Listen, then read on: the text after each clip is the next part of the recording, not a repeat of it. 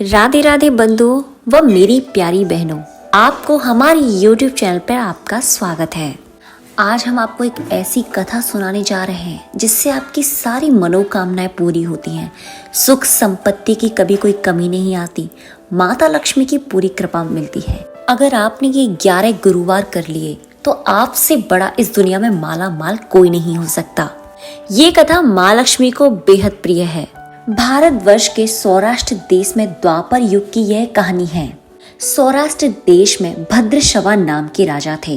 वे बड़े ही पराक्रमी राजा थे। 4 वेद, 6 शास्त्र, 18 पुराणों का उन्हें ज्ञान था। उनकी रानी का नाम सूरजचंद्रिका था। रानी दिखने में सुंदर और सुलक्षण थी तथा पतिव्रता थी। उन दोनों को 7 पुत्र तथा 1 कन्या का वरदान मिला था। कन्या का नाम श्यामबाला था। एक बार माँ लक्ष्मी जी के मन में विचार आया कि जाकर राजा के प्रसाद में रहें। इससे राजा को धन की दुगनी व दौलत की प्राप्ति होगी और वह इस धन दौलत से अपनी प्रजा को सुख रख पाएगा। गरीब के घर अगर रहे और उसे धन दौलत प्राप्त हो तो वह स्वार्थी की तरह केवल अपने ऊपर ही खर्च करेगा। यह सोचकर श्री लक्ष्मी जी ने बुढ़िया ब्राह्मणी का स्त्री का रूप धारण किया। हाथ में लाठी पकड़ के रानी के द्वार पर पहुंची। यद्यपि उन्होंने बूढ़ी औरत का रूप धारण किया था, पर उनके चेहरे पर देवी का तेज था। उन्हें देखते ही एक दासी सामने आई। उसने इनका नाम, धाम, काम पूछ डाला। वृद्ध ब्राह्मणी का रूप धरित माता लक्ष्मी ने कहा, बालिके, मेरा नाम कमला है। मेरे पति का नाम भुवनेश है। हम द्वारका में रहते हैं। तुम्हारी रानी पिछले जन्म में एक वैश्य की पत्नी थी। वह वैश्य बहुत गरीब था। दरिद्रता के कारण हर रोज घर में झगड़े होते थे तथा उसका पति रोज उसे मारता था। इन बातों से तंग आकर वह घर छोड़कर चली गई। तब वन जंगल में खाली पेट भटकने लगी। उसकी इस दुर्दशा पर मुझे दया आ गई। तब मैंने उसे सुख संपत्ति देने वाली श्री माँ लक्ष्मी जी की कथा सुनाई। मेरे कहने पर उसने श्री माँ लक्ष्मी जी का व्रत किया। श्री माँ लक्ष्मी जी उस पर प्रसन्न हुई और उसकी सारी गरीबी दूर हो गई। उसका घर संसार, दौलत और संपत्ति से भर गया। बाद में पति पत्नी दोनों परलोक सिधार गए। लक्ष्मी जी का व्रत करने के कारण उन्हें लक्ष्मी लोक मिला। उन्होंने जितने साल माँ लक्ष्मी जी का व्रत किया उतने हजारों साल उन्हें सुख भोग मिला। इस जन्म में उसका जन्म राजघराने में हुआ है, परंतु वह श्री माँ लक्ष्मी जी का व्रत करना भूल गई। उसे यह बात याद दिलाने मैं यहाँ आई हूँ। बुढ़िया की बात सुनकर दासी ने उसे प्रणाम किया तथा श्री माँ लक्ष्मी जी का व्रत किस तरह किया जाए इस बारे में पूछा। बुढ़िया रूप धारण किए हुए श्री माँ लक्ष्मी जी ने दासी को पूजा की महिमा बताई।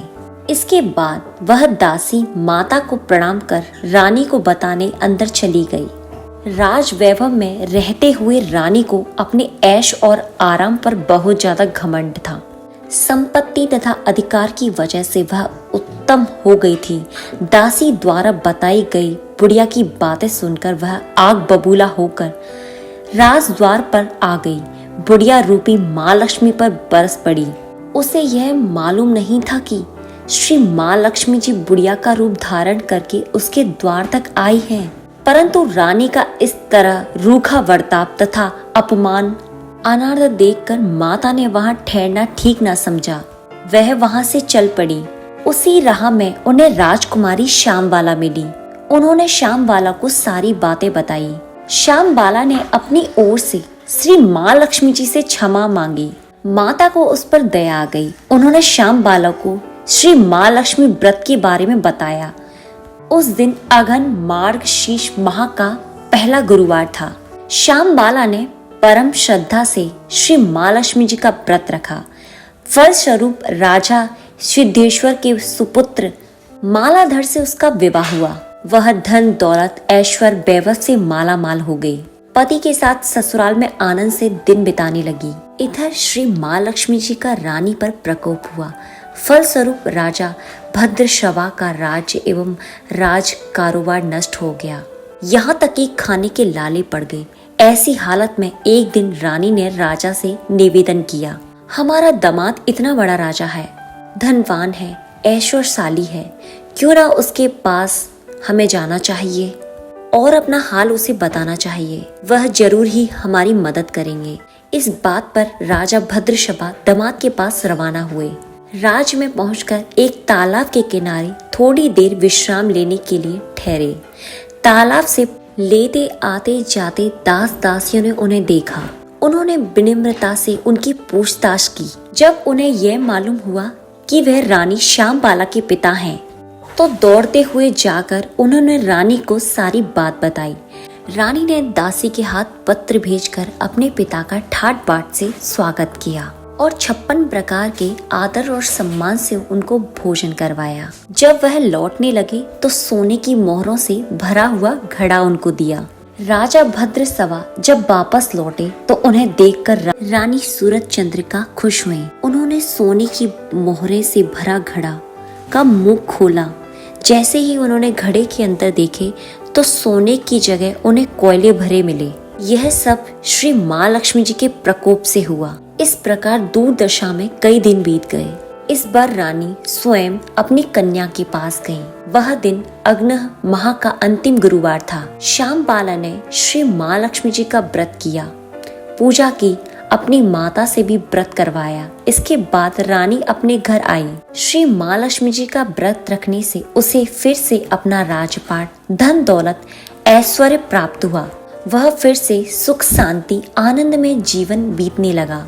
कुछ दिनों बाद राजकन्या श्यामबाला अपने पिता के घर आई। उसे अपने घर देखकर सूरज चंद्रिका को पुरानी बातें याद आई। यही कि श्यामबाला ने अपने पिता को घड़ा भरकर कोयला दिया था और उसे तो कुछ भी नहीं दिया। इसी कारण श्यामबाला को पिता के घर पर आने का कोई अति आदर सत्कार नहीं हुआ, बल्कि उसका अनादर हुआ। पर उसने इस बात का बुरा नहीं माना। अपने घर लौटते समय उसने पिता के घर से थोड़ा सा नमक ले लिया। अपने घर लौटते समय उसके पति ने पूछा, मायके से क्या लाई हो? इस पर उसने जवाब दिया, वहाँ का सार लाई हूँ। पति ने पूछा, इसका मतलब क्या हुआ? श्यामबाला ने कहा, थोड़ा धीरज रखें, सब मालूम हो जाएगा। उस दिन श्यामबाला ने सारा भोजन बिना नमक के बनाया और परोसा। पति ने खाना चाखा, सारा खाना बिना नमक के था, इसीलिए उसे स्वाद न आया। फिर श्यामबाला ने थाली में नमक डाला, जिससे सारा भोजन स्वादिष्ट लगने लगा। तब श्यामबाला ने पति से कहा, यही है वह मायके से लाया सारा।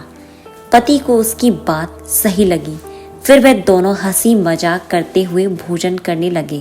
कहा गया है कि इस तरह से कोई श्रद्धा भाव से माँ लक्ष्मी जी की पूजा करे, उसे माता की कृपा प्राप्त होती है, सुख संपत्ति शांति प्राप्त होती है, सभी मनोकामनाएं पूरी होती हैं। परंतु सब प्राप्त होने के बाद माता लक्ष्मी जी की पूजा करना ना भूलना चाहिए। हर गुरुवार को व्रत पाठ अवश्य करना चाहिए। इस तरह श्री माँ लक्ष्मी जी भक्तों की मनोकामनाएं पूरी करती हैं। इस प्रकार श्री माँ लक्ष्मी जी की गुरुवार की कथा संपूर्ण होती है। अगर हमारी दी हुई जानकारी आपको अच्छी लगे तो चैनल को सब्सक्राइब करना ना भूलें। जय श्री कृष्णा, जय श्री राधे।